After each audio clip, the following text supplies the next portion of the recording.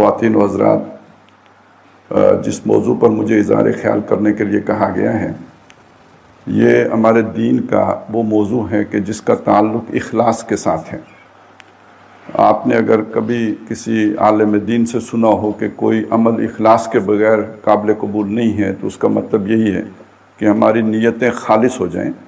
لیکن نیتیں خالص ہونے کا مفہوم کیا ہے اور نیتیں خالص کی کیسے جا سکتی ہیں، یہ بڑا مشکل ٹاپک ہے دونوں اعتبارات سے۔ اسے علمی طور پر بیان کرنا بھی اتنا آسان نہیں ہے، سمجھنا بھی اتنا آسان نہیں ہے، اور پھر اس کے بعد یہ کہ اس پر عمل پیرا ہونا بھی اتنا آسان نہیں ہے۔ اس لیے کہ ہمارے اندر اللہ تعالیٰ نے مختلف جذبات رکھے ہیں، مختلف ڈیزائرز ہیں، ارجز ہیں، انسٹنکٹس ہیں، اور وہ سب ڈرائیونگ فورس بنتے ہیں ہمارے عمل کے لیے۔ ایک بچے کی کوئی نیت نہیں ہوتی، لیکن یہ کہ جب اسے بھوک لگتی ہے تو وہ روتا ہے، عمل ہے اور اس کے پیچھے کوئی شعوری نیت نہیں ہے۔ لیکن اگر آپ اس کو پیچھے جا کے دیکھیں تو اس کے پیچھے وہ بھوک کی انسٹنکٹ ہوتی ہے جو اسے رونے پہ مجبور کرتی ہے۔ تو اس کا مطلب ہے اس کے رونے کے پیچھے بھی کوئی نہ کوئی نیت تھی جس کا شعور اسے نہیں تھا۔ میں آپ کے سامنے تقریر کر رہا ہوں، اس کے پیچھے بھی کوئی نیت ہو سکتی ہے، اور وہ نیت یہ بھی ہو سکتی ہے کہ مجھے خود نمائی کا شوق ہو، اور میں چاہتا ہوں کہ میں جانا جاؤں، پہچانا جاؤں، لوگوں کے ہاں میرا تعارف ہو، اور کوئی مجھے راستہ نہیں ملا اپنا تعارف کرانے کا، تو میں نے یہ اپنے لیے ایک راستہ نکال لیا۔ جیسے بچہ رو کے بھوک کا اظہار کر لیا اس نے، تو میں نے اپنے خود نمائی کا اظہار یوں کر لیا کہ چلے میں نے ایک فیلڈ میں ایک سکل ڈیولپ کر لی اور اس سے میں معروف ہو گیا۔ اچھا، اب اندازہ آپ لگائیں کہ خود میرے لیے کیا آسان ہے کہ میں یہ نتیجہ نکال سکوں کہ میں نے یہ کام خود نمائی کے جذبے کے تحت کیا ہے یا اللہ کو راضی کرنے کے لیے کیا ہے۔ تو میرا خیال ہے کہ میں خود اپنے آپ کو پر بھی کبھی یہ یقین سے یہ بات نہیں کہہ سکتا کہ بھئی میں نے یہ کام جو ہے اللہ کی رضا کے لیے کیا ہے۔ جو میں نے عرض کیا، عین ممکن ہے کہ میں نے خود نمائی کے تحت کیا۔ تو اس لیے میں کہہ رہا تھا کہ پہلی بات تو یہ ہے کہ اس ایشو کو سمجھنا اتنا آسان کام نہیں ہے۔ تو دوسرا ایشو یہ ہے کہ سمجھ جائیں تو اس کے بعد اس پر عمل پیرا ہونا بھی کوئی اتنا آسان کام نہیں ہے۔ کس درجے کی ہمیں درون بینی درکار ہوگی، انٹروسپیکشن درکار ہوگی، اپنے اندر جھانکنے کا، یعنی جس طرح ہمیں فوکس ہونا پڑے گا ایک ایک عمل کے لیے کہ تہ در تہ کھنگال کے دیکھیں کہ بھئی میری نیت کیا ہے۔ اور پھر بھی امکان ہے کہ ہو سکتا ہے کہ ہم ڈسیو ہو جائیں اپنے لا شعور کے ہاتھوں، ہمارے اصل نیت کوئی اور ہو اور ظاہری نیت کوئی اور ہو۔ تو یہ اس موضوع کی ذرا گمبھیرتا ہے، اس کی سیریسنس ہے۔ دوسری طرف مجھے ڈر یہ ہے کہ یہ اگر میں اس پہ لے کے چلوں خالص علمی طور پر تو بہت خشک موضوع ہے، اور خشک ہونے کے ناطے اچھا پھر کنسپچول ہے۔ ہمارے سائنس اسٹوڈنٹ کا ایک مسئلہ یہ ہوتا ہے کہ وہ چونکہ زیادہ پریکٹیکل ہوتے ہیں اور ان کو لیبارٹری اور یہ ساری چیزوں سے گزرتے ہیں، وہ ایکسپیریمنٹ کرتے ہیں، تو ان کے کانسیپٹس، وہ جو بھی سائنٹیفک کانسیپٹس ہوتے ہیں، وہ اس ایکسپیریمنٹ کے تھرو کلیئر ہو جاتے ہیں۔ یہ جو خالص کنسیپچول چیزیں ہوتی ہیں ذرا ایبسٹریکٹ نوعیت کی ہوتی ہیں، ان کو کسی پریکٹیکل سے نہیں گزارا جا سکتا ہے۔ یہ تصوراتی اور تخیلاتی ہوتی ہیں، اور ان پہ اگر زیادہ فوکس کیا جائے تو اکثر و بیشتر آدمی خود ہی سونے لگتا ہے، یعنی وہ بھی ایک غیر شعوری عمل ہوتا ہے، اور دماغ جو ہے نا سن ہونا شروع ہو جاتا ہے۔ تو ان موضوعات جو خشک ہوتے ہیں ان پر اظہار خیال اور بھی مشکل ہو جاتے ہیں۔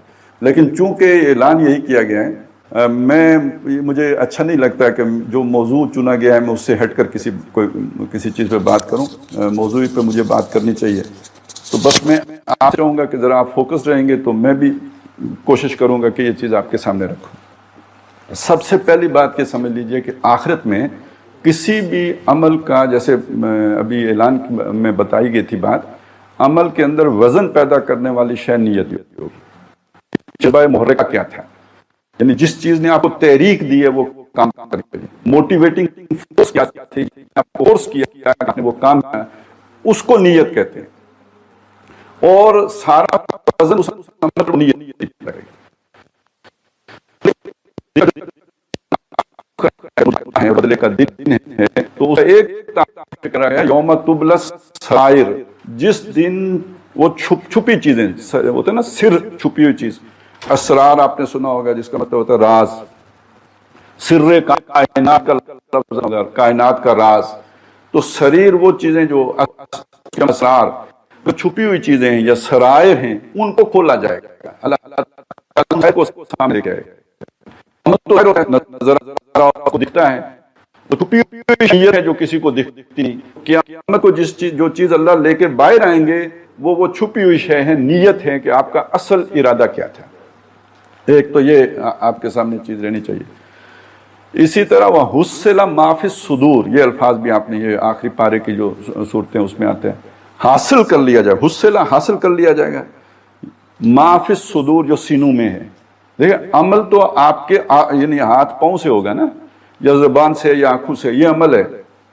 سینے میں نیت ہے. وَحُصِّلَ مَا فِي الصُّدُور، اس کے اندر سے حاصل کر لیا جائے گا کہ جو اس کے سینے میں تھا. اب میں آپ کے سامنے ایک مثال، اگر یہ تصور سامنے آ جائے تو 3 آدمیوں کا جو بہت بڑا عمل ہو سکتا ہے اس کا ذکر کیا گیا حدیث میں. آپ ذرا سوچیں، اس آدمی کا تصور کریں جو ساری زندگی اللہ کی خاطر لڑتا رہا، جہاد میں حصہ لیا اس نے، اور اسی رستے میں لڑتے لڑتے ایک دن شہید ہو گیا.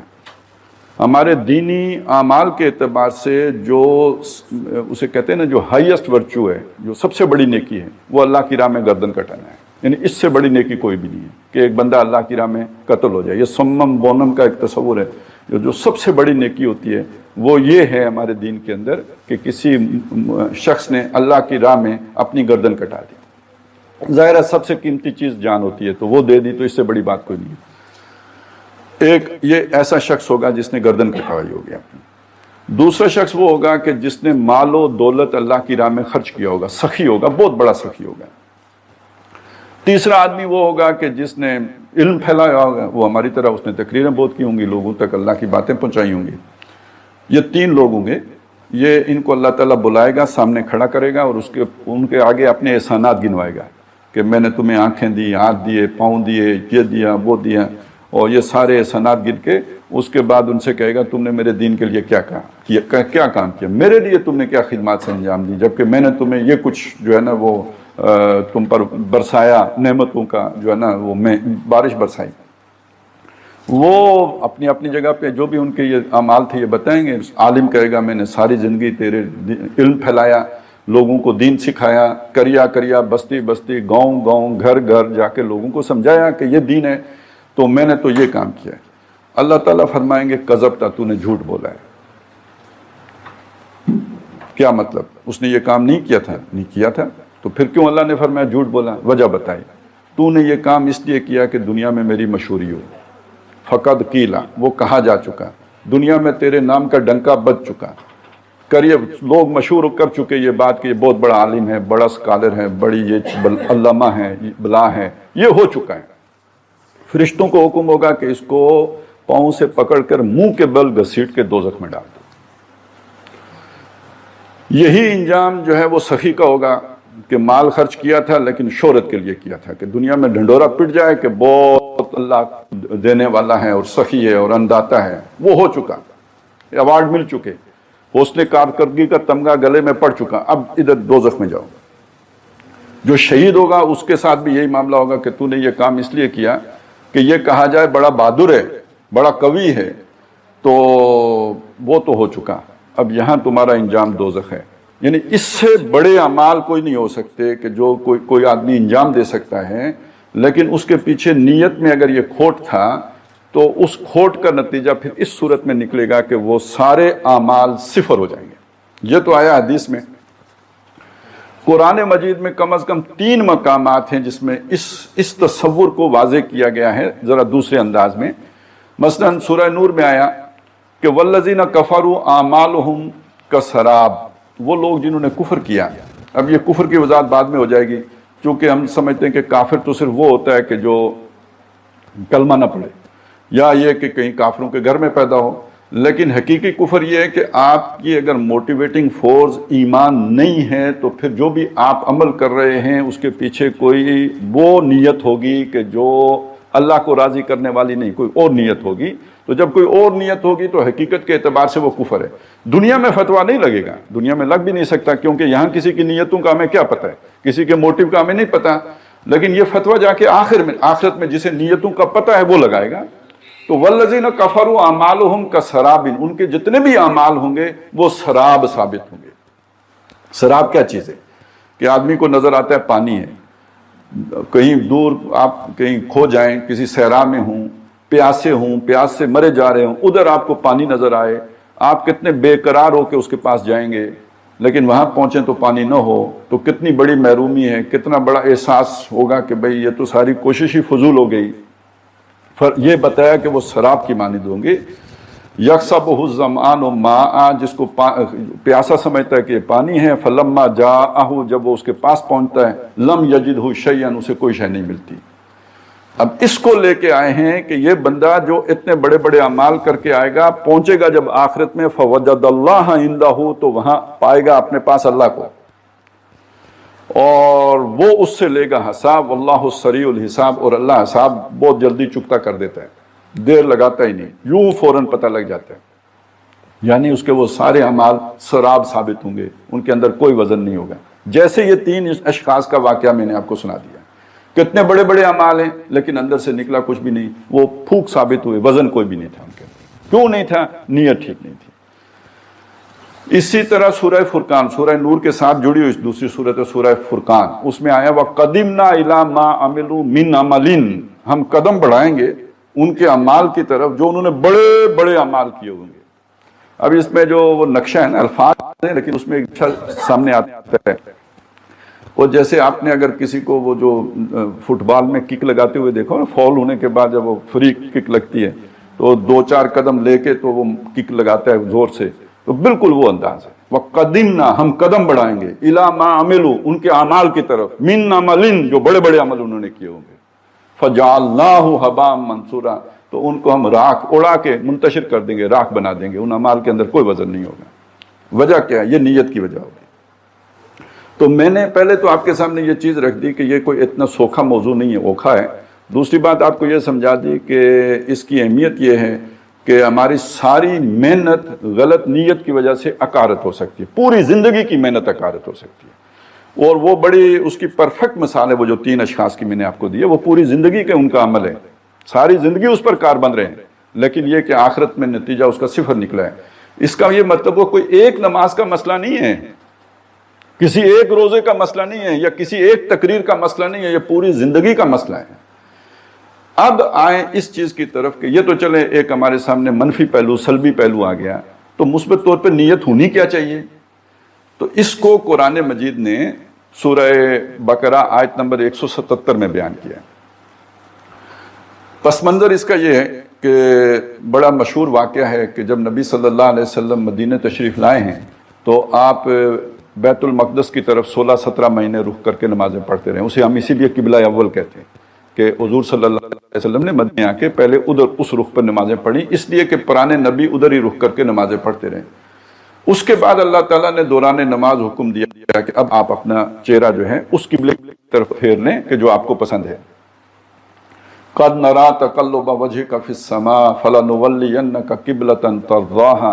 اے نبی ہم آپ کا چہرہ آسمان کی طرف اٹھتے دیکھتے رہے، یعنی حضور کے دل میں خواہش تھی کہ یہ حکم آئے، تو اب نبی ہم نے آپ کا چہرہ اس رخ پہ پھیر دیا جو آپ کو پسند ہے، جو قبلہ اس کی طرف موڑ دیا. اب جب یہ قبلہ تبدیل ہوا، اس پہ یہودیوں نے بہت شور مچایا.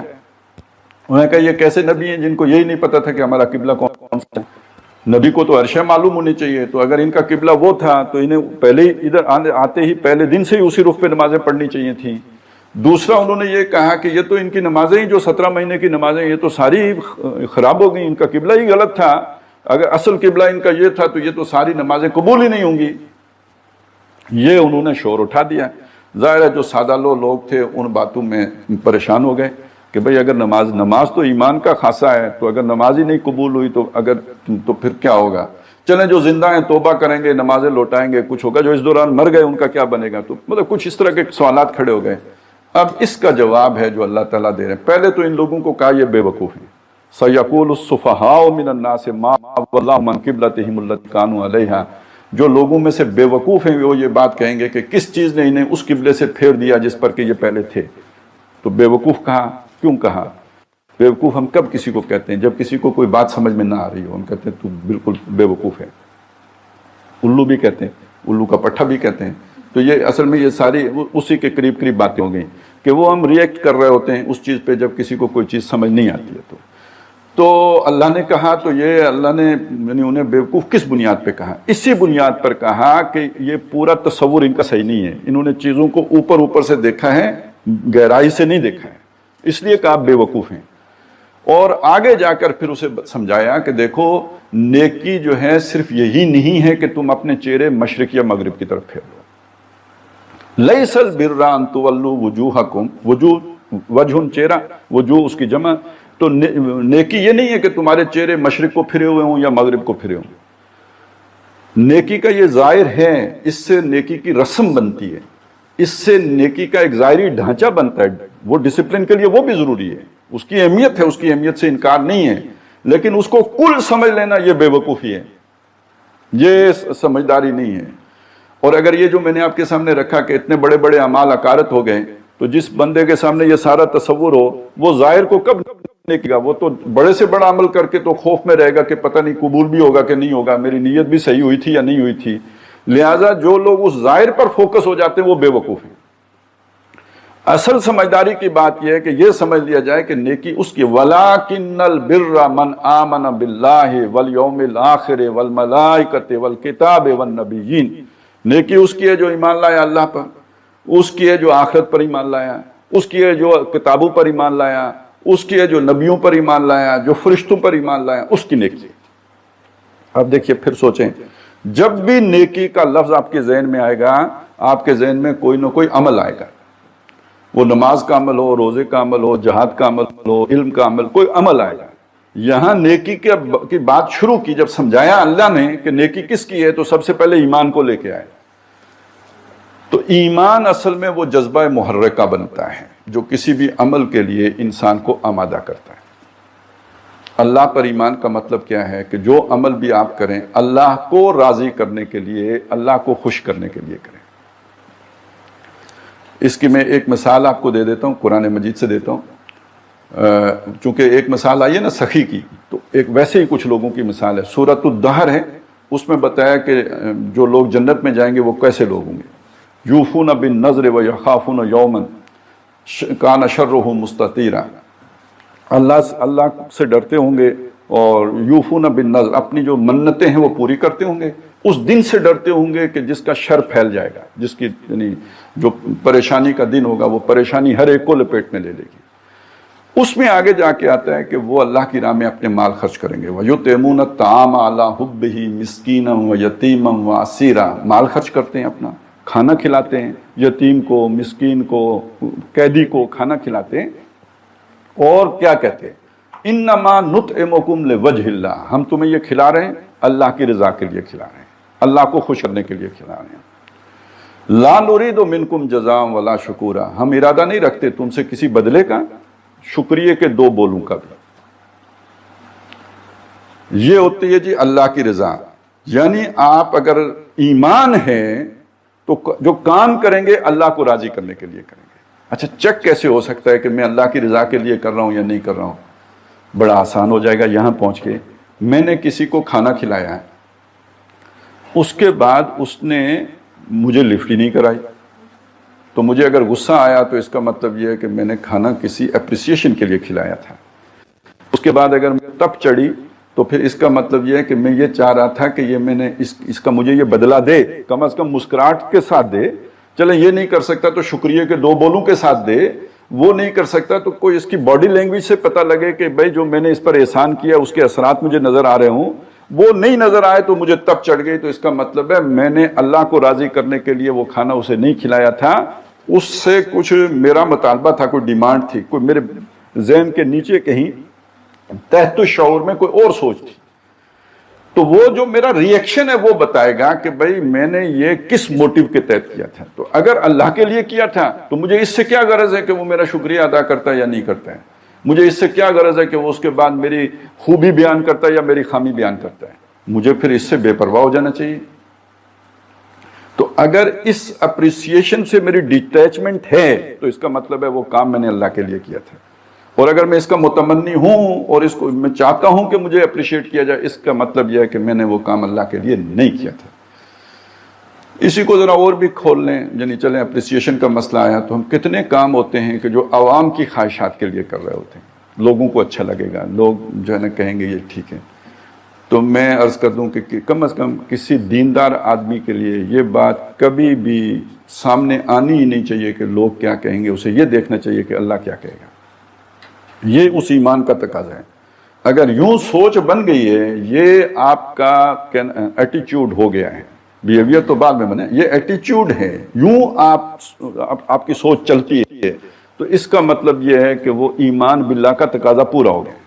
لیکن اگر یوں سوچ نہیں چلتی، آپ کو لوگوں کی پرواہ ہے کہ لوگ کیا کہیں گے، لوگ خفا ہو جائیں گے، لوگ یوں ہو جائے گا، فلانا یہ ہو جائے گا، تو اس کا مطلب ہے کہ اس عمل کے پیچھے موٹیو اس آدمی کو راضی کرنا ہے، اللہ کو راضی کرنا نہیں ہے، یا لوگوں کو راضی کرنا ہے، اللہ کو راضی کرنا نہیں ہے۔ یہ تو ہو گیا ایمان باللہ کا تقاضا۔ اب آ جائیں دوسرا، ایمان بالآخرہ کا تقاضا کیا ہے؟ یہ اس سے بھی مشکل مضمون آ گیا ہے۔ دیکھیں، ہمارا اگر نقطہ نظر آخرت کے مقابلے میں دنیا بنانے کا ہے، تو اللہ جیسی علی کل شیء قدیر جب ہم سے راضی ہو گیا، ہم نے اسے راضی کر لیا، تو ہمارا مطالبہ اس سے کیا ہوگا کہ ہمیں کہاں پہ دے، کیا دے؟ نوکری اچھی دے دے، جب تک داخلہ نہیں ملا تو اچھی یونیورسٹی میں داخلہ دے دے، جب داخلہ مل گیا تو اس کے بعد نوکری اچھی مل، کیریئر بن جائے، کہیں آگے پروفیشن میں شائن کر سکیں۔ ہماری جو ہے دنیا، وہ جسے کہتے ہیں نا کوالٹی لائف، تو وہ ہمیں میسر آ سکے، پھر تو یہ مانگیں گے۔ اور اگر نماز بھی پڑھ کے آخر میں ساری دعائیں دنیا کے لیے ہوں گی، حج کریں گے تو ساری دعائیں دنیا کے لیے ہوں گی، اور کوئی نیکی کا کام بھی کریں گے، چلیں صدقہ خیرات بھی کریں گے تو اس امید پہ کریں گے کہ اللہ تعالیٰ کا وعدہ ہے 10 گنا کر کے دوں گا، تو چلیں یہ سود والے تو 4% دیتے ہیں، اللہ تعالیٰ ضرب 10 کر کے دیتا ہے، تو کیوں نہ ادھر لگائیں۔ تو پیچھے نیت تو وہی سود خوروں والی ہو گئی کہ دنیا بڑھتی رہے، دنیا پھیلتی رہے، دنیا پھولتی رہے، اسی میں بندہ آگے بڑھتا رہے۔ تو بے شک آپ نے، یعنی ایک اعتبار سے تو موٹیو ٹھیک ہو گیا کہ اللہ کی رضا چاہتے ہیں، لیکن دوسری اعتبار سے آخرت کا بدلہ نہیں پیش نظر، دنیا کا بدلہ پیش نظر ہے، تو نیت اب بھی پھر مکمل طور پہ ٹھیک نہیں ہوئی ہے، مکمل طور پہ ٹھیک نہیں ہوئی ہے۔ اور جب دنیا مکمل، تو وہی تینوں چیزیں سامنے رکھیں، وہ 3 آدمیوں کو ہی، ان کے سامنے اللہ کی رضا نہیں تھی، دنیا کی مشہوری تھی، ٹھیک ہے نا؟ تو لوگوں کے میں مشہوری اور دنیا میں مشہوری ہونا، تو یہ دونوں جو میں نے آپ کو چیزیں سنائی ہیں، اللہ کی اور آخرت والی، یہ وہ 3 آدمیوں پہ اپلائی کر کے دیکھیں گے، آپ کو بات سمجھ میں آ جائے گی۔ تو وہ جو اعمال ضائع ہو جائیں گے، وہ جن کا آیا سراب ثابت ہوں گے، جنہیں اللہ حبا منصورہ بنا کے اڑا دے گا، اس کے پیچھے اگر کوئی ایسا موٹیو ہوگا کہ ہم یہ چاہتے ہیں کہ دنیا ہی میں ہمیں بھلائی مل جائے، ہم یہ چاہتے ہیں کہ ہمیں دنیا کے اندر ہی مادی ترقی نصیب ہو جائے، اور یہ کہ ہم یہ چاہتے ہیں کہ دنیا میں ہماری مشہوری ہو جائے، یا کوئی اور دنیا کا غیر اللہ میں سے کسی کو راضی کرنا چاہتے ہیں، جتنا بڑا عمل بھی ہے وہ ضرب کھا جائے۔ زیرو سے ضرب تو آپ کو خوب اچھی طرح آتی ہوگی کہ بڑی سے بڑا رقم جب زیرو سے ضرب کھاتی ہے تو وہ زیرو ہو جاتی ہے، وہ بڑے سے بڑا عمل زیرو ہو جائے گا، وہ سراب ثابت ہوگا، اس کے اندر کوئی وزن نہیں رہے گا۔ تیسری چیز آئی ہے، بلکہ وہ 3 چیزیں، کتاب، فرشتے اور نبی، ان تینوں کو جمع کریں تو ایمان بالرسالت بنتا ہے۔ کیوں؟ رسالت کا مطلب ہوتا ہے پیغام۔ پیغام کس کا ہے؟ اللہ کا ہے۔ لے کے وہ جو پیغام ہے اس کا وہ کیا ہے؟ وہ کتاب ہے۔ لے کے کون چلا؟ فرشتہ۔ پہنچایا کس تک؟ نبی تک۔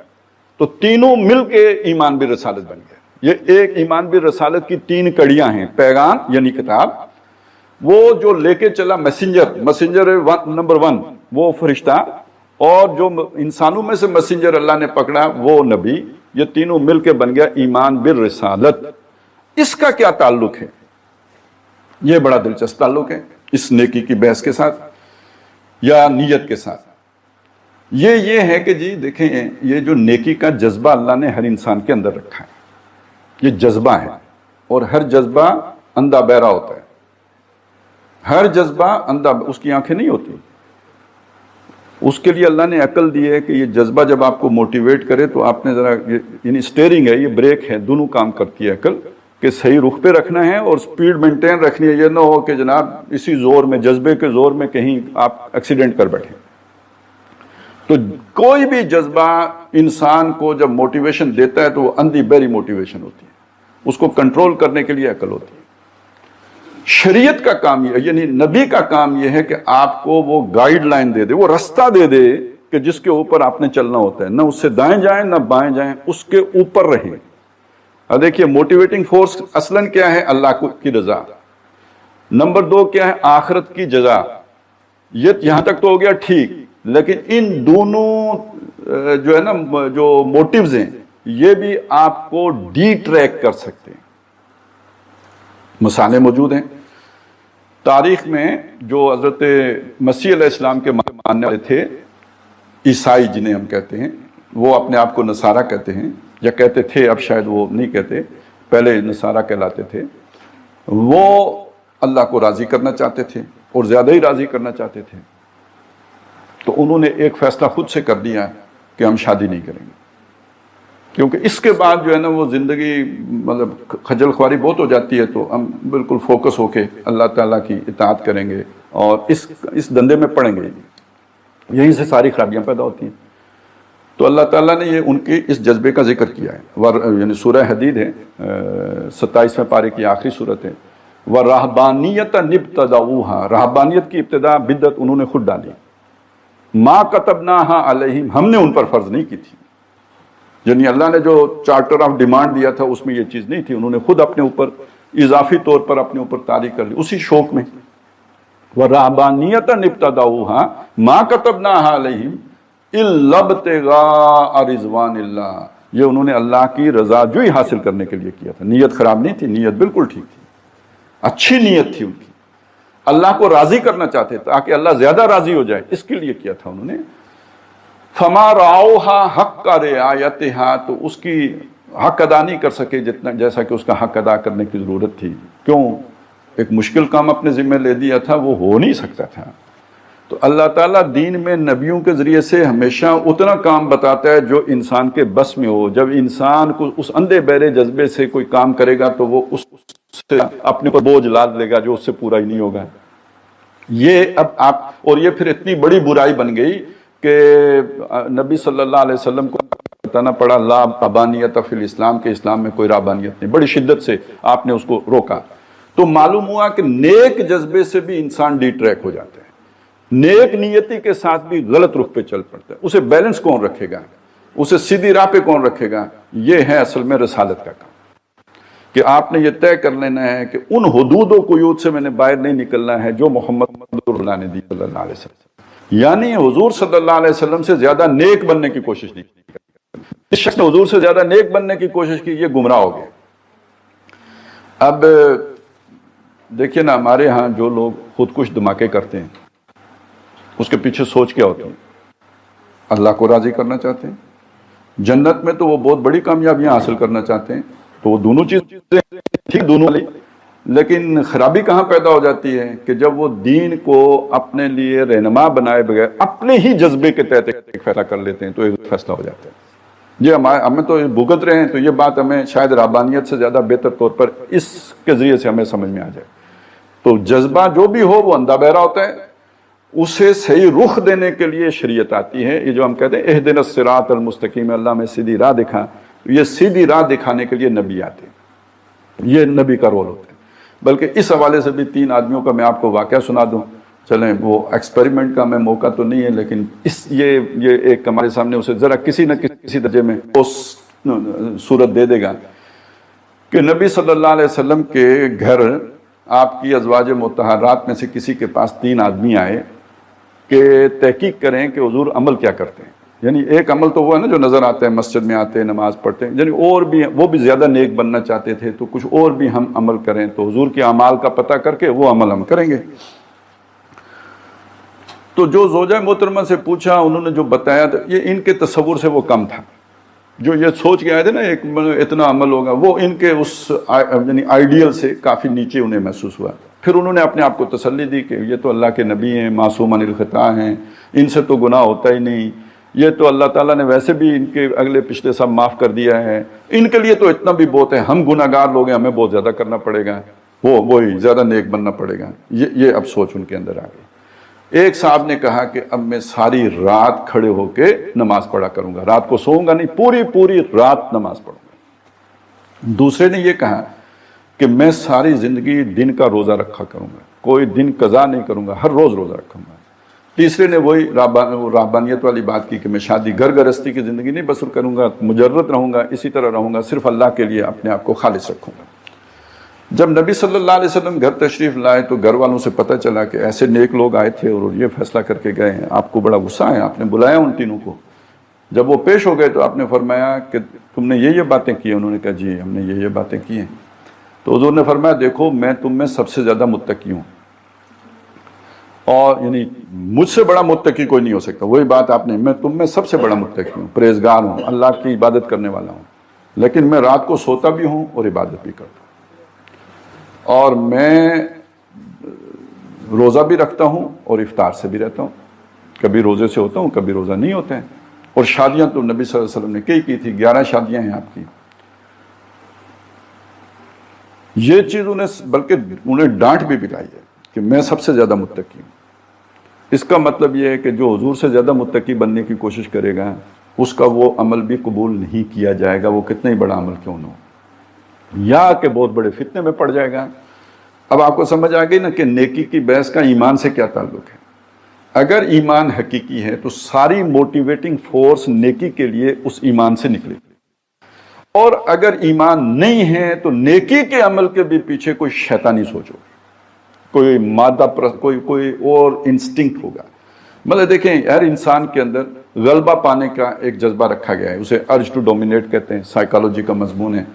تو یہ جو جذبہ ہے اس کو اپنی سیٹسفیکشن چاہیے ہوتی ہے، اس کے لیے انسان چاہتا ہے کہ زیادہ سے زیادہ دولت حاصل کرے، اس دولت کے ذریعے سے اس کی اسے ملتی ہے وہ سیٹسفیکشن اس غلبے کی۔ اقتدار کے پیچھے انسان اس جذبے کے تحت پڑتا ہے۔ سوچیں کہ ایک آدمی اس جذبے کے تحت نیک بھی ہو سکتا ہے، وہ اسے اس طرف سے نہ دولت ملی نہ اقتدار ملا، تو یہ ممکن ہے کہ وہ اپنے اس جذبے کی سیٹسفیکشن کے لیے بے روپ اختیار کرتا ہے۔ اور کتنے ہوتے ہیں جنہوں نے اس لیے کیا ہوتا ہے، کیونکہ بہرحال جتنی سیٹسفیکشن ادھر ہوتی ہے نا، یعنی جو عزت ادھر ملتی ہے وہ عزت تو کسی بادشاہ کو نصیب نہیں ہوتی۔ جو پیر صاحب کے ہاتھ چومے جاتے ہیں، جو ان کے پاؤں چھوئے جاتے ہیں، جو ان کے آگے جھکا جاتا ہے، یہ کون بادشاہوں کو اتنی لفٹ کرتا ہے؟ ان کے تو سامنے جو چیف آف آرمی اسٹاف ٹھک گردن اکڑا کے کھڑے ہوتے ہیں، سوٹی ہاتھ میں لے کے کھڑا ہوتے ہیں، تو یہ عزت تو اس کو نہیں ملی ہوتی جو عزت پیر صاحب کو مرید دے رہے ہوتے ہیں۔ تو جذبے کی، اس جذبے کی، ڈومینیشن کے جذبے کی تو سیٹسفیکشن اس سے بھی ہو رہی ہوتی ہے۔ تو یہ ہے بڑا مشکل کام، یہ ہر وقت اپنے آپ کو کھنگالنے کا کام ہے۔ اچھا، یہ وہ چیز ہے جسے کہتے ہیں مراقبہ۔ آپ نے سنا ہوگا نا مراقبہ، ہم نے پتہ نہیں اس مراقبے کو بھی کوئی مصیبت خانہ ہی بنا دیا ہے۔ اصل میں اپنے اندر جھانکنا، اپنے اندر اپنے آپ کو کھنگالنا، اپنی نیت کو تلاش کرنا کہ اس عمل کے پیچھے میرا موٹیو کیا ہے۔ بنیادی طور پر مراقبہ جس کو کہتے ہیں، دیکھیں لفظ بنا ہے رقیب سے۔ رقیب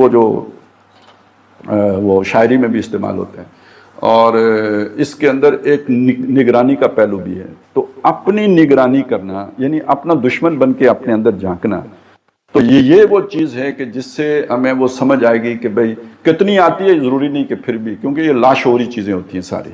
تو یہ ہر وقت جھانکتے رہنے کی ہوتا ہے، ہر وقت سوچنے رہنے کا ہوتا ہے، ہر وقت اپنا جائزہ لیتے رہنے کا ہوتا ہے کہ، اور اگر یہ نیت خراب ہو گئی تو بڑے سے بڑا عمل جو ہے وہ سراب ثابت ہوگا۔ نیت کے بغیر، چلے میں چند مثالیں آپ کے سامنے وہ قصہ سنا دوں گا تو پھر اس کا نتیجہ یہ نکلے گا کہ آپ بھولیں گے نہیں، امید ہے۔ قصہ بہت معروف ہے، یوسف علیہ السلام کا قصہ سب نے سنا ہوا ہے، کس نے نہیں سنا؟ سب نے سنا ہے قصہ۔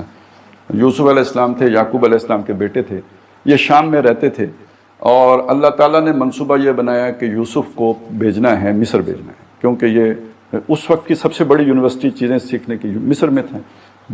دین کا علم ہوتا تو یعقوب علیہ السلام سے بہتر کہاں سے مل سکتا تھا؟ وہ تو دنیا کا علم دینے کے لیے یہ پروجیکٹ تھا کہ حضرت یوسف کو تعویل الاحادیث یعنی ڈپلومیسی کا علم سیکھنے کے لیے انہیں جانا پڑے گا، مصر جانا پڑے گا۔ اب مصر جانے کے لیے اس وقت تو وہ یہ پاسپورٹ ویزے والا کوئی نظام نہیں تھا، تو دیکھیں سارا کیسے عمل ہوا۔ منصوبہ اللہ کا ہے، اللہ کے منصوبے کو کوئی پورا کرے تو اس کو تو بہت ثواب ملنا چاہیے بھائی، وہ تو اللہ کا مزدور ہے کہ اللہ کا کام کر رہا ہے۔ اس منصوبے میں جتنے آدمیوں نے کام کیا سب نے اللہ کا کام کیا، ثواب ایک کو بھی نہیں ملا۔ سب سے پہلا کام کس نے کیا؟ بھائیوں نے کیا، اٹھا کے کنویں میں پھینکا۔ سوچیں کنویں میں نہ پھینکتے تو مصر جاتے؟ نہیں جاتے۔ ثواب ملا؟ نہیں ملا، الٹا گناہ ملا۔ اس کے بعد وہاں پہ پہنچے جناب وہ قافلے والے، وہ جو جا رہے تھے مصر، وہ تو اپنا تجارت کا سامان بیچنے جا رہے تھے، انہوں نے وہاں ڈول ڈالا پانی کے لیے، نیت پانی کی، نکلا لڑکا اور کہا یہ لو جی اور سامان تجارت مل گیا مفت کا، اس کو جا کے بیچیں گے اور مزید پیسے اکٹھے کریں گے۔ انہوں نے اٹھایا، کوئی نہ یوسف علیہ السلام کو ٹکٹ کٹانا پڑا نہ ویزا لگوانا پڑا، یہ لے کے انہیں وہاں پہنچ گئے۔ اللہ کا کام تو ہو گیا پورا، ان کو ملا ثواب؟ نہیں ملا۔ وہاں پہ عزیز مصر نے خریدا، بہت بڑا افسر تھا، یہ سمجھ لیجیے بڑا وزیر تھا، بہت بڑا وزیر تھا، تو اس نے خرید لیا۔ اس کی نیت کیا تھی؟ وہ جا کے اس نے بیوی کو بتائی کہ یہ لڑکا اچھا لگتا ہے، ہو سکتا ہے کہ زیادہ اچھا نکلے تو ہم بیٹا بنا لیں، نہیں تو یہ بہرحال نفع دے گا، ہم بیچ دیں گے تو اس جتنے میں خریدا ہے اس سے بہت زیادہ نفع حاصل ہو جائے گا۔ اس کی نیت یہ تھی، لیکن تعویل الاحادیث تو اسی کے گھر میں سیکھی جا سکتی تھی۔ اللہ کا منصوبہ پھر پورا ہو گیا، اسے ثواب ملا؟ نہیں ملا۔ اس کی بیوی نے بہت اچھے طریقے سے رکھا یوسف علیہ السلام کو، اس بدبخت کی نیت جو تھی سو تھی، وہ کھل گئی، اس کو بھی کوئی ثواب نہیں ملا، الٹا گناہ ملا۔ یوسف علیہ السلام، اللہ کا منصوبہ پورا ہو رہا ہے جو وہ کرنا چاہ رہے ہیں، اور یوسف علیہ السلام فیسیلیٹیٹ ہو رہے ہیں، سہولت کار مل رہے ہیں، بد نیت ہے سارے، ایک کو بھی کوئی ثواب نہیں ہے، اور اللہ کا کام آگے بڑھتا چلا جائے۔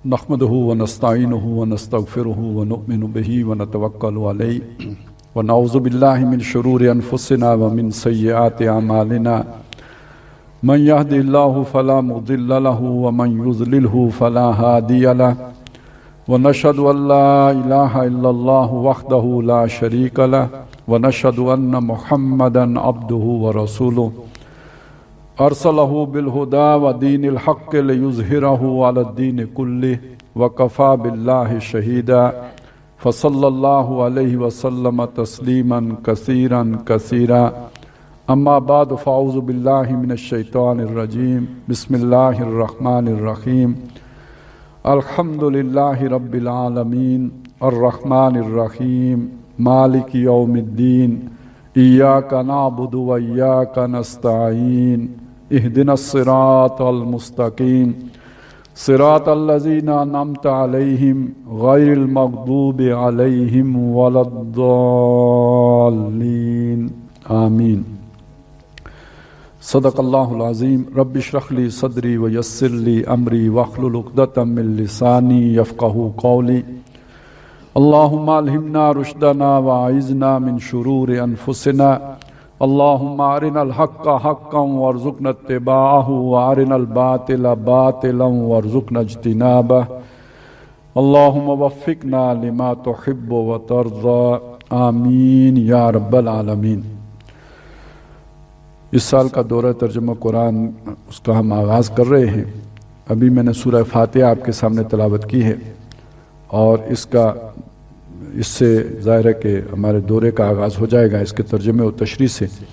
ارادہ یہ ہے کہ اس سال ذرا ہم ترتیب کچھ اس طرح رکھنے کی کوشش کریں گے کہ اس سے پہلے جن مقامات پر زیادہ تفصیلی گفتگو ہوتی رہی ہے تو ان سے اس دفعہ ذرا تیزی سے گزرا جائے، اور جو پہلے ذرا تھوڑا نظر انداز ہوتے رہے ہیں تو ان مقامات پر ذرا گفتگو تھوڑا تفصیل سے کر لی جائے۔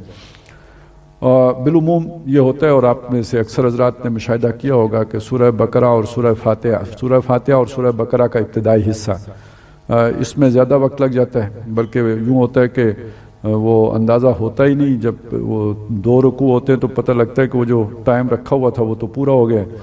تو اس دفعہ میں ذرا تھوڑا سا اس میں سے جلدی گزروں گا، اور اگر کوئی تلافی کی ضرورت محسوس ہوئی تو انشاءاللہ تعالیٰ اس کی کل میں خلاصے کی صورت میں تلافی کروں گا۔ سورہ فاتحہ کا نام فاتحہ اس لیے ہے کہ یہ اوپننگ صورت ہے، اور یعنی کھولنے والی، یعنی قرآن مجید کا آغاز اس سے ہوتا ہے، اور پہلی مکمل صورت ہے جو نبی صلی اللہ علیہ وسلم پر نازل ہوئی. یعنی یہ ایک ایسی چیز سورہ مبارکہ ہے کہ جو ترتیب نزولی کے اعتبار سے بھی پہلی مکمل صورت ہے اور مصحف کی ترتیب میں بھی سب سے پہلے یہی سورہ مبارکہ ہے جو آئی ہے.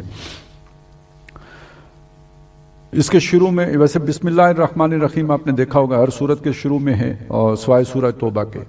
تو بعض علماء کی رائے یہ ہے کہ یہ جو ہے نا یہ سورت کا حصہ ہے، یعنی یہ بھی سورتوں کی آیات میں شامل ہے.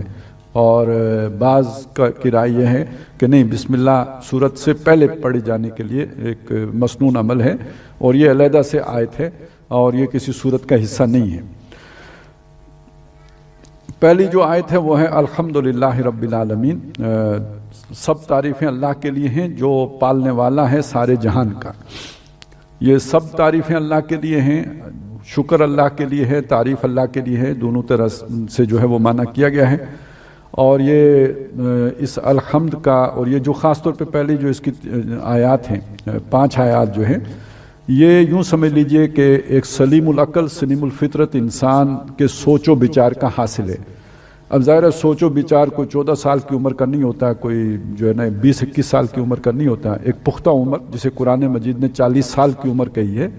تو جب انسان سوچ و بچار کر کے یعنی ساری زندگی کے تجربات کا نچوڑ جو اس کا ہوتا ہے اور جو اس نے سیکھا ہوتا ہے، جو سمجھا ہوتا ہے، اس کا لب لباب ہے کہ جو ان 5 آیات میں آیا ہے، پہلی 5 آیات میں. اس کی جو تفصیل ہے وہ ہمیں مل جائے گی. میں اس وقت اس ساری تفصیل میں نہیں جا رہا، اس لیے کہ جب ہم سورہ انعام پڑھیں گے تو اس میں پھر یہ ساری تفصیل آئی ہے کہ انسان یہاں تک کیسے پہنچتا ہے. اور چونکہ اس سورہ مبارکہ کا آغاز بھی الحمدللہ سے ہوتا ہے، الحمدللہ الذی خلق السماوات والارض وجعل الظلمات والنور ثم الذین کفروا بربہم یعدلون. تو اس سورہ مبارکہ میں وہ ساری تفصیل، خاص طور پہ اس کا جو 9واں رکوع ہے جس میں ابراہیم علیہ السلام کا ذکر آیا ہے کہ کس طرح انہوں نے پھر اپنی قوم کے سامنے اس حقیقت کا اعلان کیا تھا، مختلف جو بھی وہ تجربات تھے ان سے گزر. انی وجہت وجہی للذی فطر السماوات والارض. تو وہ جو پورا رکوع ہے اس سے یہ پتہ چلتا ہے کہ آدمی کی یہ جو سوچ آگے بڑھتی ہے یہ کس طرح آگے بڑھتی ہے اور الحمد تک کیسے پہنچتی ہے. تو سب تعریفیں اور سب شکر اللہ کے لیے ہے جو سارے جہان کا رب ہے یعنی پالنہار ہے، یعنی ان کی ضرورتیں پوری کرنے والا ہے، ان کا پرورش کرنے والا ہے اور ان کا جو تمام جو ان کے نشو و نما کے لیے ضروری اسباب ہیں وہ مہیا کرنے والا ہے، ان کی حفاظت کرنے والا ہے. اور ان کا مالک ہے الرحمن الرحیم، بہت مہربان ہے، نہایت رحم کرنے والا ہے. یہ اصل میں بہت مہربان اور نہایت رحم، یہ اس لیے نہایت کا اس میں اس لیے شامل کرتے ہیں کہ دونوں مبالغے کے صیغے ہیں، دونوں کا مطلب رحم کرنا ہے.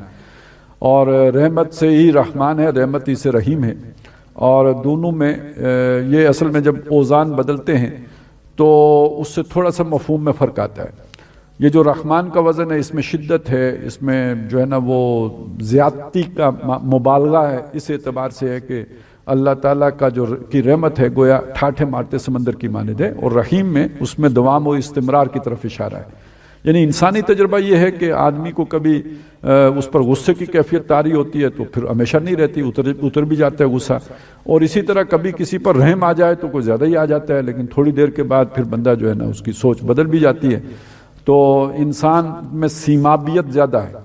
تو یہ بتایا گیا کہ یہ انسانی تجربے سے اور مشاہدے سے ایک مختلف چیز ہے. اللہ تعالیٰ کی جو رحمت وہ ہیجان پہ بھی ہوتی ہے، یعنی طغیانی پہ بھی ہوتی ہے، لیکن اسی پر مستقل رہتی ہے، اس میں کوئی اتار نہیں ہوتا اور اتراؤ نہیں ہوتا. الرحمن الرحیم مالک یوم الدین، بدلے کے دن کا مالک ہے. الدین بدلے کا دن اس کا جو معنی کرتے ہیں اور اصل یہی لغوی معنی یہی بنتا ہے. دین کہتے ہیں بدلے کو اور یوم الدین یعنی بدلے کا دن. عربی کا ایک محاورہ ہے دن ناہم کما دانو، ہم نے ان کے ساتھ ویسا ہی کیا جیسے انہوں نے ہمارے ساتھ کیا تھا، ٹٹ فار ٹیٹ. تو یہ جو ہے نا یہ دین کا اصل مطلب یہ ہے کہ حساب برابر کرنا.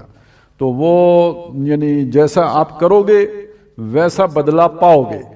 اچھا کرو گے تو اچھا بدلہ ملے گا اور برا کرو گے تو برا بدلہ ملے گا.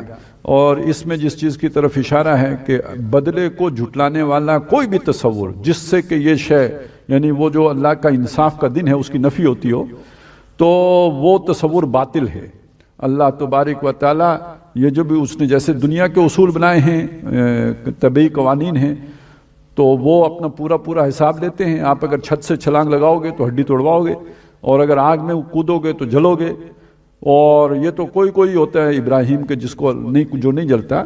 تو اسی طرح جو اللہ تعالیٰ کے اخلاقی قوانین ہیں، جھوٹ مت بولو، حرام نہ کھاؤ، کسی پر ظلم زیادتی نہ کرو، کسی کو دھوکہ مت دو، کسی کے ساتھ فریب نہ کرو.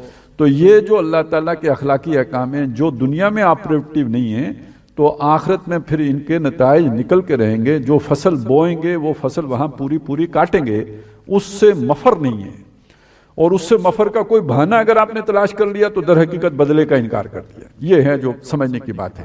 تو دوسری بات یہ ہوتی ہے کہ اگر فرض کریں وہ سیشن کورٹ سے آدمی کو جو ہے نا وہ سزا ہو جائے تو ہائی کورٹ میں آدمی اپیل کر دیتا ہے، اور ہائی کورٹ والے اگر کچھ ہنگی پھینگی کریں تو آدمی سپریم کورٹ چلا جاتا ہے. تو وہاں پہ ایسا کچھ بھی نہیں ہے.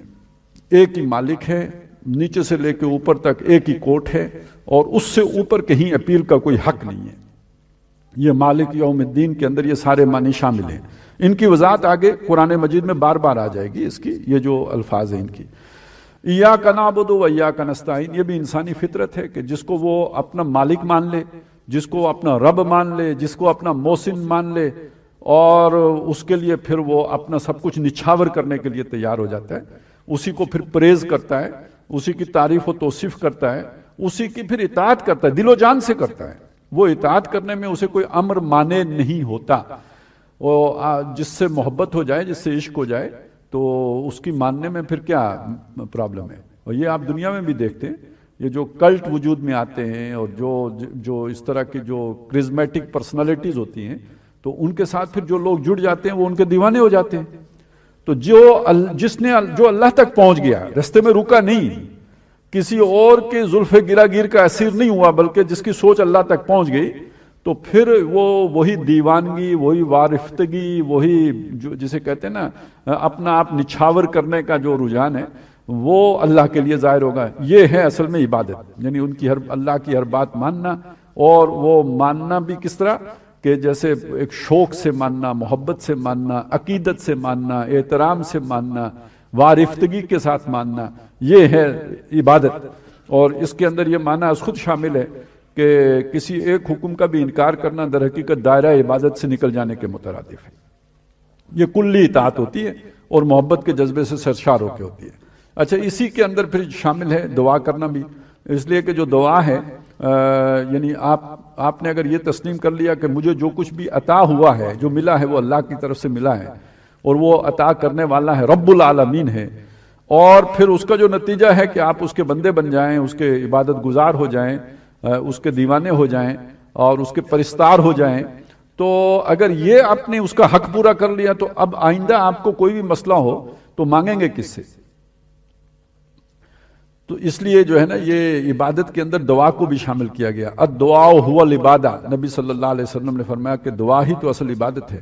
اور الدعاء مخ العبادہ، دعا عبادت کا جوہر ہے، یعنی ایسنس ہے. یہی اس کا یوں سمجھیے کہ اصل جیسے ست ہوتا ہے کسی چیز کا، تو عبادت کا جو ست ہے وہ یہ جو ہے وہ دعا ہے. ایاک نعبد و ایاک نستعین، اب یہ دیکھیے دعا بھی ساتھ ہی آ گئی. ہم اللہ ہی سے مدد چاہتے ہیں، اللہ تجھی سے مدد چاہتے ہیں، یعنی اس میں عبادت میں بھی مدد چاہتے ہیں، اور عبادت کے رستے کی جتنی مشکلات ہیں یا یہ کہ جو بھی ہماری ضروریات ہیں، جو ہمیں اسباب درکار ہیں، وہ بھی تجھ ہی سے مانگتے ہیں، تیرے سوا کسی سے نہیں مانگتے، تجھی سے مدد چاہتے ہیں. اہدنا الصراط المستقیم، ہمیں سیدھی راہ دکھا. اصل میں اب یہ چھٹی آیت ہے، اور یہ اصل وہ دعا ہے، اور جو انسان کو ہر دور میں جس کی ضرورت پیش آتی رہی ہے. ظاہر اللہ تعالیٰ نے انسان کو عقل عطا کی ہے، اور عقل ہی اس کی وہ صلاحیت ہے کہ جس کی بنیاد پر اسے وحی سے متصف کیا جاتا ہے. دیکھیں اللہ تعالیٰ اپنا کلام انسان کو سناتا ہے. کیوں سناتا ہے؟ انسان اس کلام کو سمجھ سکتا ہے. کوئی اور مخلوق ایسی نہیں ہے جو معلوم ہو کہ جس کے پاس اللہ کا کلام آئے تو وہ اسے سمجھ لے. جو بھی حیوانات ہیں وہ سمجھ نہیں سکتے، ان کو بیان کی بھی صلاحیت نہیں ہے، وہ اپنا مافی ضمیر بیان نہیں کر سکتے، اور اللہ تعالیٰ کے کلام کو سمجھ نہیں سکتے. لہٰذا وہ تو یوں سمجھ لیجئے روبوٹس کی طرح زندگی بسر کرتے ہیں جو اللہ تعالیٰ نے انہیں فیڈ کر دیا ہے، جو وہ سافٹ ویئر جو ان کا بنا دیا ہے، وہ اس سے باہر جاتے ہی نہیں، وہ وہی کرتے ہیں جو انہیں فیڈ کیا گیا ہے۔ یہ صرف انسان ہے جسے اختیار دیا گیا ہے، لیکن ساتھ اسے عقل دی گئی ہے جس کی وجہ سے وہ اللہ تعالیٰ کے کلام کو سمجھ سکتا ہے۔ تو اللہ نے اپنا کلام اس پہ اتارا ہے، سمجھایا ہے اسے۔ تو اب وہ اللہ سے مانگ رہا ہے کہ یہ چیزیں تو مجھے سمجھ آ گئی کہ میرا تو رب ہے، میری ضرورتیں تو ہی پورا کرتا ہے، یہ بھی مجھے سمجھ آ گیا، میری فطرت کی پکار ہے کہ میں تیری عبادت کروں اور تجھی سے مدد مانگوں، لیکن یہ کہ میں زندگی کیسے بسر کروں، یہ میاں بیوی کے حقوق و فرائض کیا ہیں، یہ والدین اور اولاد کے حقوق و فرائض کا تعین کیسے ہو، یہ ساس بہو کے مسائل کیسے حل کیے جائیں، یہ سرمایہ اور محنت کے درمیان توازن کیسے قائم کیا جائے، یہ فرد اور اجتماعیت کے درمیان جو ہے وہ اعتدال کا رستہ کیسے استوار کیا جائے، یہ میرے بس سے باہر ہے، یہاں میری سوچ آ کے تھک جاتی ہے۔ اور جو بھی ہم نظام بناتے ہیں تو کچھ عرصے کے بعد پتہ لگتا ہے کہ وہ ٹھیک نہیں ہے، اس میں خرابیاں ہیں۔ بڑی بادشاہی نظام تھا تو پتہ چلا کہ وہ تو ایک آدمی کا جو ہے وہ ڈکٹیٹرشپ ہے، تو اس کے خلاف یہ فطرت کے جو ہے مطابقت نہیں رکھتا تھا، تو بغاوت ہوئی، انقلاب آیا، کروڑوں انسان مرے، ہم جمہوریت لے کے آ گئے، تو پتہ چلا اس میں تو سرمایہ داروں کی آمریت ہے۔ تجربے کے بعد پتہ چلا نا، پہلے تو نہیں پتہ چلا، تجربہ کیا تو پتہ چلا، اور پھر ہم اس کی جگہ پہ جو ہے وہ کمیونزم لے کے آ گئے، تو کچھ عرصے بعد پتہ چلا یہ تو ون پارٹی رول ہے اور ون پارٹی ڈکٹیٹرشپ ہے، چند لوگ وہاں پہ جو ہے نا، وہ پہلے ایک خاندان تھا، بعد میں ایک سرمایہ داروں کا گروپ تھا جو غالب ہو گیا، اور یہ ایک نظریاتی لوگوں کا جتھا ہے جو چڑھ کے بیٹھ گیا ہمارے اوپر، اور یہ سارے لوٹ کھسوٹ کرنے والے لوگ ہیں، باقی سب لوگوں کی چمڑی اتر رہی ہے۔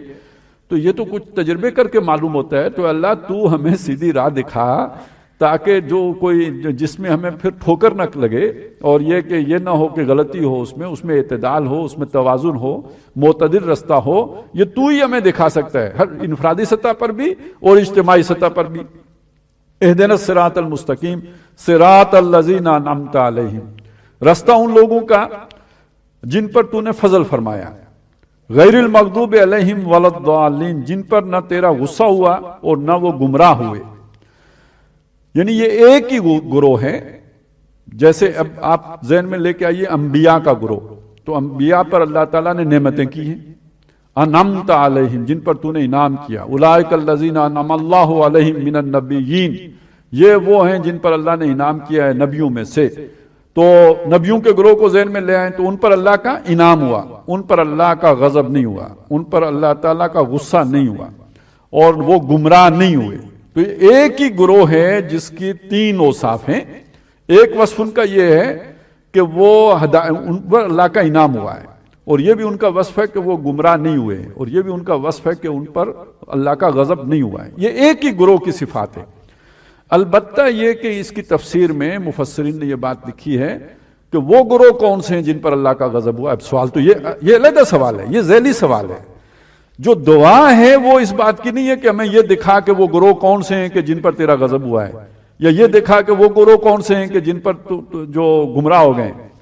ہاں یہ ہے کہ ہمیں ان لوگوں کے رستے پر چلا جن پر تیرا انعام ہوا ہے، جن پر تیرا غضب نہیں ہوا، نہ وہ گمراہ ہوئے ہیں۔ یہ ایک ہی گروہ ہے جس کے تین جو ہے وہ ڈائمنشن سے جس کا احاطہ کیا گیا ہے۔ باقی یہ کہ اس پر اس کا جواب دیا گیا ہے کہ وہ گروہ کہ جن کو اللہ نے انعام کیا، جن پر جنہیں ہدایت دی، لیکن اس کے بعد ہدایت کا رستہ معلوم ہونے کے باوجود وہ غلط رستے پر چلے جان بوجھ کر اپنی خواہشات نفسانی کی تسکین کی خاطر، تو وہ یہودی ہیں۔ لہذا وہ مغضوب علیہم ہے، رستہ معلوم ہو تو اب یہ صرف یہودیوں کے لیے خاص نہیں ہے، جس کو بھی رستہ معلوم ہو لیکن کسی سے ڈر کر، کسی کے خوف کی وجہ سے، یا لالچ اپنے کی وجہ سے، یا اپنے نفسانی خواہشات کی تکمیل کی خاطر، یا دنیا کی محبت کی خاطر اس ہدایت کے رستے کو چھوڑ کر غلط رستے کو اختیار کرے، اس پر چلے، یہ وہ لوگ ہیں جن پر اللہ کا غضب ہوتا ہے۔ اور ایک وہ ہیں کہ جو گمراہ ہوئے، یعنی گمراہ، جن کا راہ وہ بھول بیٹھے، نیت ان کی جس منزل کی طرف جانے کی تھی اس میں وہ مخلص تھے، لیکن اس کے لیے جس رستے کا انہوں نے تعین کیا وہ غلط تھا، وہ وہاں تک لے کے جانے والا نہیں تھا۔ یہ گمراہ لوگ ہیں، اور یہ خیال ہے کہ یہ جو ہے نا یہ عیسائی تھے، وہ پہلے وہ گروہ جو مغضوب علیہم ہے وہ یہودی ہیں، اور یہ جو گمراہ ہوئے اللہ کو راضی رکھنے کی نیت تھی جن کی، تو یہ در حقیقت عیسائی ہیں۔ مغضوب علیہم کا ذکر آگے سورہ بقرہ میں آ گیا ہے، فباؤ بغضب من اللہ، وہ اللہ کا غضب کما کے لوٹے، یہ یہودیوں کے بارے میں آیا ہے۔ اور سورہ حدید میں ذکر ہے اس کا عیسائیوں کا کہ یہ وہ لوگ ہیں کہ وَرَهْبَانِيَةً ابْتَدَعُوهَا مَا كَتَبْنَاهَا عَلَيْهِمْ، رہبانیت کا انہوں نے خود اختیار کر لی، ہم نے ان پر فرض نہیں کی تھی، اور کیونکہ إِلَّا ابْتِغَاءَ رِضْوَانِ اللَّهِ، اللہ تعالیٰ کی رضوان حاصل کرنے کے لیے، خوشنودی حاصل کرنے کے لیے انہوں نے اپنے اوپر یہ، یعنی کوئی اللہ کو ناراض کرنے کی نیت نہیں تھی، یہ اپنے اوپر مشقت انہوں نے اضافی لے لی، ہم نے ان پر فرض نہیں کی تھی، ارادہ ان کو اللہ کو راضی کرنے کا تھا، لیکن تھی یہ گمراہی، ہٹے ہوئے تھے۔ سورہ آل عمران میں بھی آیا اولئک هم الضالون، یہ وہ ہیں کہ جو گمراہوں میں سے۔ اس سورہ مبارکہ کے آخر میں آمین کہتے ہیں، اور اس کا مطلب ایسا ہی ہو، یہ ساری دعا ہے اور یہ انسانی فطرت کی پکار ہے، اور اس کے آخر میں آمین مسنون ہے کہنا، اور جس کا معنی ہے کہ جو جیسے ہم نے دعا مانگی اللہ اس کو یہ یوں ہی ہو جائے، یعنی یہ دعا قبول ہو۔ یہ آپ کو پتہ ہے نماز ہر نماز کا حصہ ہے، اور ایک روایت کی روح سے یہی اصل میں نماز ہے، باقی تو اس کا سنگار ہے، وہ جو باقی سارا کچھ ہے وہ تو گویا پھر سنگار ہو گیا، اصل میں نماز یہ ہے۔ اور اس کو نبی صلی اللہ علیہ وسلم کی اسی روایت میں 3 حصوں میں تقسیم کیا گیا ہے۔ یہ جو اس کی پہلی 4 آیات ہیں وہ ایک حصہ ہے جس میں بندہ اللہ تعالیٰ کی حمد و ثنا کرتا ہے اور اس کی بزرگی بیان کرتا ہے، درمیانہ حصہ ہے کہ جس میں اللہ تعالیٰ سے انسان مانگتا ہے، ایک عہد کرتا ہے کہ تیری عبادت کریں گے، اور دوسرا یہ کہ اللہ سے مانگتا ہے، اور آخری حصے میں جو مانگتا ہے اس کی وضاحت ہے، یعنی صراط مستقیم مانگتا ہے۔ اس کے جواب میں کہا جاتا ہے کہ پھر پورا قرآن در حقیقت وہی اسی ہدایت جو صراط مستقیم مانگی گئی تھی اس کی وضاحت پر مشتمل ہے کہ وہ صراط مستقیم کیا ہے۔ یوں تو پورا قرآن، لیکن یہ کہ خاص طور پر یہ جو اگلی 4 صورتیں ہیں جو شریعت محمدی علیہ صاحب صلاۃ والسلام کی تکمیلی صورتیں، سورہ بقرہ اس میں ابتدائی خاکہ آ گیا، پھر سورہ آل عمران اس میں تو خیر کوئی اس طرح کا کوئی احکام نہیں ہے، لیکن یہ کہ سورہ نساء اور پھر سورہ مائدہ میں جا کے شریعت کی تکمیل کا بھی ذکر ہے، الیوم اکملت لکم دینکم واتممت علیکم نعمتی ورضیت لکم الاسلام دینا۔ تو گویا یہ شریعت کی تکمیل ان 4 صورتوں میں ہوئی ہے۔ تو خاص طور پر ویسے پورا قرآن عمومی طور پر صراط مستقیم ہے، لیکن خاص طور پر ان 4 صورتوں میں جو ہے وہ اس کی پوری وضاحت تکمیلی انداز میں جو ہے وہ ہمارے سامنے آ جاتی ہے۔ یہ 4 صورتیں مدنی ہیں، یعنی مدینے میں نازل ہوئی ہیں، اور ان میں سے جو پہلی ہے سورہ بقرہ، یہ قرآن مجید کی سب سے بڑی صورت ہے نا، جس کو اب ہم شروع کرنے لگے۔ یہ 286 آیات پر مشتمل ہے، اور 40 اس کے رکوع ہیں، 2.5 پارے کے قریب اس کا جو ہے نا وہ حجم بن جاتا ہے، بہت بڑی صورت ہے۔ یعنی اس کے ساتھ جو سورہ آل عمران ہے وہ اس سے آدھی ہے، اور باقی ساری صورتیں تقریباً جو ہے نا وہ سورہ آل عمرانی کے برابر ہیں، یہ یعنی اس کے آس پاس بھی کوئی نہیں ہے، یہ دگنی ہے یعنی باقیوں کی نسبت سے۔ اور یہ جو سورہ مبارکہ ہے یہ مدینے میں نبی صلی اللہ علیہ وسلم کے یوں سمجھے مدینہ ہجرت ہو چکنے کے بعد وہاں غزوہ بدر سے پہلے یہ سورہ مبارکہ تقریباً 1.5 سال کے عرصے میں نازل ہوئی ہے، اکثر و بیشتر۔ ہاں اس کی بعض آیتیں وہ بھی ہیں کہ جو سن 9 ہجری میں نازل ہوئیں، اور 2 آیتوں کے بارے میں یہ ہے کہ وہ شاید ہیں بھی مکی، مدنی نہیں ہیں۔ آخری 2 آیتیں جو ہیں وہ ان کے بارے میں ایک روایت میں یہ ہے کہ یہ معراج میں توفتاً نبی صلی اللہ علیہ وسلم کو دی گئی ہیں، تو رکھا گیا ہے انہیں اس سورہ مبارکہ میں، سورہ بقرہ میں۔ اس کو ہم 2 برابر حصوں میں تقسیم کر سکتے ہیں، تقریباً برابر حصے ہیں، لیکن یہ کہ پہلے حصے میں 18 رکوع آئیں گے اور دوسرے حصے میں 22 رکوع آئیں گے، اور پہلے حصے میں جو خطاب ہے وہ زیادہ تر سابقہ امت مسلمہ سے ہے۔ اب یہ بات ذہن میں رکھ لیجئے کہ دیکھیں یہ جو ہدایت کا سلسلہ یہ آدم علیہ السلام سے چلا آ رہا ہے، یہ کوئی نبی صلی اللہ علیہ وسلم کوئی نئے نویلے رسول تو تھے نہیں، اور قرآن مجید کوئی پہلی کتاب نہیں ہے، تو اللہ تعالیٰ اپنا پیغام پہلے بھی انسانوں کے درمیان پہنچاتا رہا ہے، تو قرآن مجید اسی سلسلے کی کڑی ہے، جیسے ایک زنجیر ہوتی ہے اس کی کڑیاں ہوتی ہیں، تو یہ آخری کڑی ہے، تو اس کو اس سے آپ منقطع نہیں کر سکتے۔